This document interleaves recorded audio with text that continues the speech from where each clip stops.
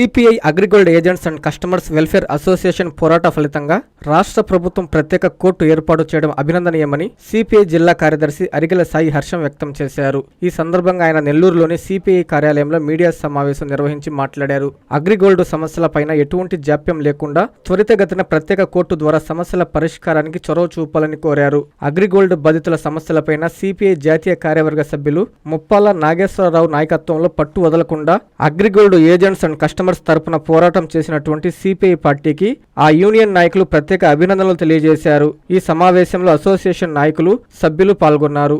నా పేరు అరిగెల సాయి, నేను సిపిఐ జిల్లా కార్యదర్శిని.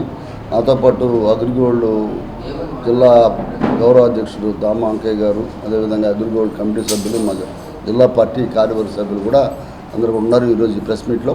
వాస్తవం ఏంటంటే ఈ ప్రెస్ మీట్ ఏర్పాటు చేయడానికి కారణం ఏంటంటే ఇటీవల జిఓఎంఎస్ నెంబర్ 120/26 మొన్న జూన్ నెలలో ఇచ్చిన జిఓ రాష్ట్ర ప్రభుత్వం అగ్రిగోల్డ్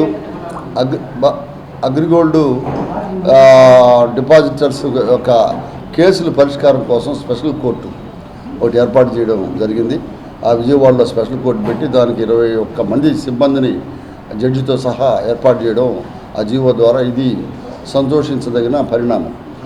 ఈ అగ్రిగోల్డ్ సంగతి స్థూలంగా చెప్పుకోవాలంటే క్లుప్తంగా 1995లో ఆనాటి తెలుగుదేశం ప్రభుత్వ హయాంలో ఈ యొక్క అగ్రిగోల్డ్ అనేది డిపాజిటర్ ప్రజల దగ్గర ఉండే డిపాజిట్లు మీరు ఇస్తే మేము దానికి రెట్టింపు ఇస్తామని చెప్పే పద్ధతుల్లో ఈ రాష్ట్రం పక్క రాష్ట్రాల్లో దాదాపు 7,000 కోట్ల పైచులకు ప్రజలు ఎంతోమంది ఆశతో అక్కడ అగ్రిగోల్డ్లో డిపాజిట్లు పెట్టారు. వాళ్ళు ఆ డిపాజిట్లు వాళ్ళ పిల్లల పెళ్ళిళ్ళకో చదువులకో అని చెప్పిన ఆశతో పెట్టారు. ఈ అగ్రిగోల్డ్ ఏజెంట్స్ కూడా ఏజెంట్స్ని కూడా నిరుద్యోగుల్ని లేకపోతే చాలామంది రిటైర్డ్ అయిన ఎంప్లాయీస్ కూడా దీంట్లో ఏజెంట్స్గా ఉండి ఎంతోమంది ప్రజల దగ్గర నుంచి డిపాజిట్స్ సేకరించి ఇస్తే అది అగ్రిగోల్డ్ అది బోర్డు తిప్పేసిన తర్వాత 2015లో బోర్డు తిప్పేస్తే ఎంతోమంది కుటుంబాలు చితికిపోయినాయి, విధులు పడ్డాయి. కొందరు ప్రాణాలు చచ్చిపోయారు, హార్ట్ అటాక్లతో చచ్చిపోయారు, వాళ్ళు ఊరేసుకొని చచ్చిపోయారు అగ్రిగోల్డ్ బాధితులు.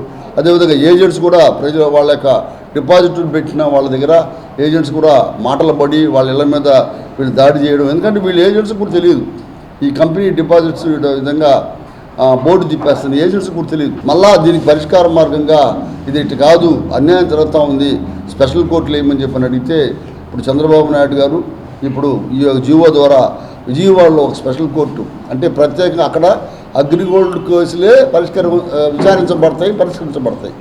అగ్రిగోల్డ్ ఆస్తుల్ని అమ్మి వీళ్ళకి దామాషా పద్ధతుల్లో ఎంత వస్తుందో అంత కట్టేదానికి ఈ యొక్క ప్రభుత్వం ఈ చర్య తీసుకోవడం నిజంగా ఇది AgriGold association depositors welfare association సాధించిన గొప్పతనం. ఎందుకంటే ఏ ప్రభుత్వానికైనా ప్రజలు తిరగబడితే ఖచ్చితంగా ప్రభుత్వం దిగిరాక తప్పదని ఢిల్లీలో రైతుల పోరాటం ద్వారా మనకు అర్థమవుతూ ఉంది. 3 చట్టాలని విధిలేని పరిస్థితుల్లో 2 సంవత్సరాలు వాళ్ళు పోరాటం చేస్తే మోడీ అంతటోడే ఆ చట్టాన్ని ఉపసంహరించుకున్నాడు.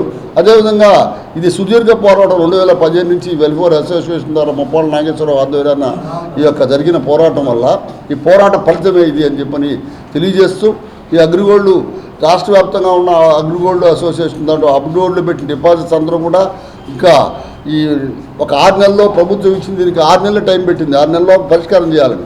6 నెలలు కాదు, సంవత్సరం అయినా సరే సంవత్సరం లోపల మనం కేసులు పరిష్కారం అవుతాయి, పరిష్కరించబడతాయి. తద్వారా ఆ ఆస్తులు అమ్మినప్పుడు ఆ వచ్చిన ప్రజలకు దామాషా పద్ధతిలో ప్రభుత్వం చెల్లిస్తుందని చెప్పి అందరూ కూడా ఏమి ఇంకా దీని గురించి ఈ డిపాజిటర్స్ ఏం బాధపడాల్సిన అవసరం లేదు. ఇది మనం సుదీర్ఘ పోరాటం చేసి మనం సాధించుకున్న గొప్ప విషయం.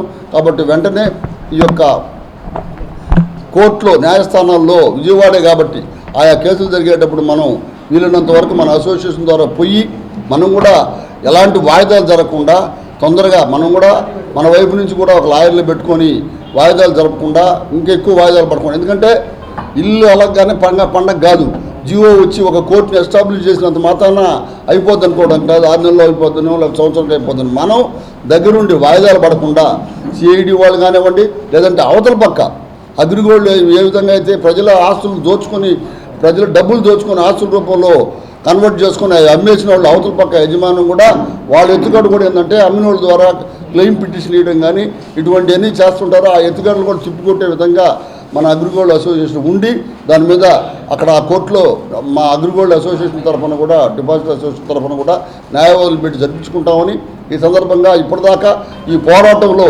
పాల్గొన్న అందరూ కూడా అగ్రిగోల్డ్ డిపాజిటర్సు, అదేవిధంగా పాల్గొన్న భారత కమ్యూనిస్ట్ పార్టీ నాయకులకి అదేవిధంగా ఆయా జిల్లాల్లో ఉండే ప్రతి జిల్లాలో మేము దీని మీద పెద్ద పోరాటం జరిగింది, సుదీర్ఘ పోరాటం జరిగింది. ఎంతోమంది అరెస్టులు అయ్యారు, ఎంతోమంది ఎన్నో ధర్నాలు జరిపారు, భారీ ఎత్తున ఎంతోమంది పాల్గొన్నారు. ఎందుకంటే వాళ్ళు కష్టార్జితం దాచుకున్న డబ్బు వాళ్ళు ఈ విధంగా యజమానులు మోసం చేసి ఆస్తుల రూపంలో మార్చుకొని వాళ్ళ వ్యక్తిగత ఆస్తుల కింద చేసుకొని కంపెనీని బోర్డు తిప్పేసినప్పుడు వాళ్ళని ఆదుకొని వాళ్ళ పక్షాన్ని నిలబడింది సిపిఐ నాయకత్వం. కాబట్టి దీనికి అది మేము వాళ్ళ డబ్బులు వచ్చేంత వరకు ఈ అగ్రిగోల్డ్ డిపాజిటర్ అసోసియేషను ద్వారా ఈ కోర్టులో కూడా ప్రత్యేక న్యాయస్థానంలో కూడా పోరాటం చేసి ఆ డబ్బులు ఇప్పించడానికి మేము కృషి చేస్తామని చెప్పి సందర్భంగా అందరికీ హామీ ఇస్తూ ఈ విధంగా ఇదే స్ఫూర్తితో అందరూ కూడా ఆ కేసులు పరిష్కారం అయ్యేంత వరకు డిపాజిటర్స్ అందరూ కూడా ఈ యొక్క అసోసియేషన్ ఇచ్చే పిలుపులు కూడా సిద్ధంగా రావాలని చెప్పి ఈ సందర్భంగా తెలియజేస్తున్నాను. నా పేరు దామా అంకయ్య, అగ్రిగోల్డ్ బాధితులు నెల్లూరు జిల్లా గౌరవ అధ్యక్షుడిని.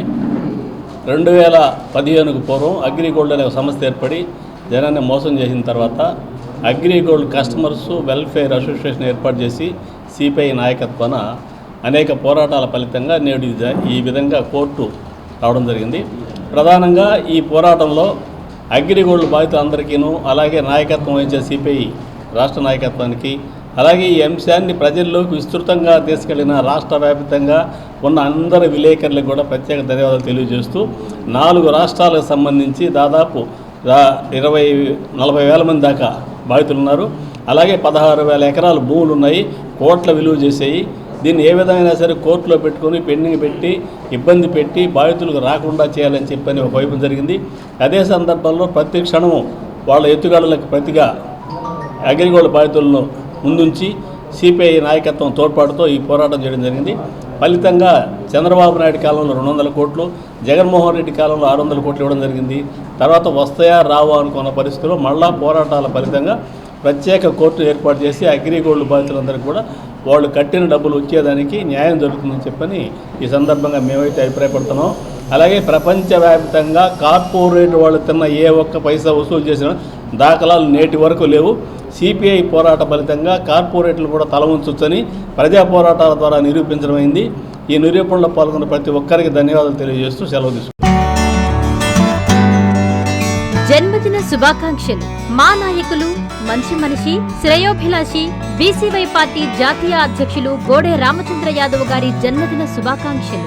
18వ తేదీ గురువారం ఉదయం 7 గంటలకు నెల్లూరు నగరం కొండాయిపాలెం గేట్ సెంటర్ నందు నిర్మాణంలో ఉన్న బీసీ భవన్ ముందు ఘనంగా జరపబడును. ఈ సందర్భాన్ని పురస్కరించుకుని కేక్ కటింగ్, బాణాసంచా, 500 మందికి అల్పాహారం ఏర్పాటు చేయడం జరగనుంది.